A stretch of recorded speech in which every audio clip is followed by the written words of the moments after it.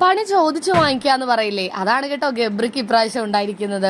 യമുനയും ഗബ്രിയും തമ്മിൽ ക്യാപ്റ്റൻസി ചൊല്ലി കുറച്ച് തർക്കങ്ങൾ ഉണ്ടായിരുന്നല്ലോ, അതങ്ങനെ വഷളായി. ഗബ്രി ഒരുപാട് വായിത്തോന്നൊക്കെ വിളിച്ച് യമുനയെ പറഞ്ഞുകൊണ്ടിരിക്കുകയാണ്.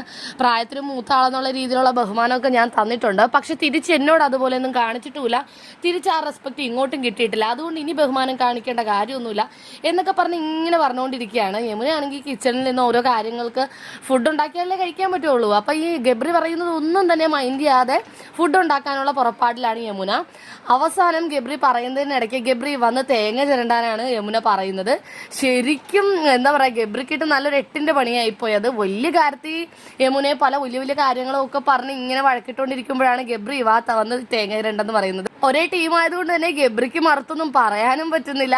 അതെനിക്ക് വേറൊരു കാര്യം ചെയ്യാനുണ്ട് എന്ന് പറയുന്നു. അപ്പോൾ ഉടനെ യമുന എന്നാ ജാസ്മിനെ പറഞ്ഞ് വിട്, തേങ്ങ ചിരണ്ടി താരെങ്കിലും, അല്ലാണ്ട് ഇത് ഉണ്ടാക്കാൻ പറ്റില്ലല്ലോ എന്ന് പറയുന്നു. അത്രയും നേരം കലവില പറഞ്ഞുകൊണ്ടിരുന്ന ഗബ്രി യമുന അങ്ങനെ പറഞ്ഞതിന് ശേഷം പിന്നെ ഒന്നും തിരിച്ചു പറയാൻ പറ്റാണ്ട് പോവുകയാണ് കേട്ടോ.